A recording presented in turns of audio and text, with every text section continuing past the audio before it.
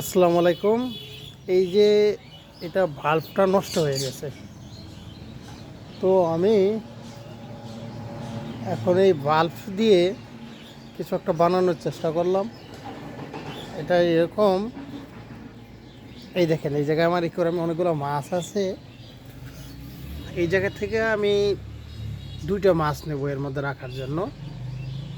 দেখি ওরা এটার ভিতরে সার্ভাইভ করতে পারে কিনা। এটা সৌন্দর্য দেখার জন্য আমি ঝুলাই রাখবো আর কি একটা জায়গায়। এটা রাখার পরে আপনাদেরকে অবশ্যই দেখাবো যে এটা কীরকম হয়।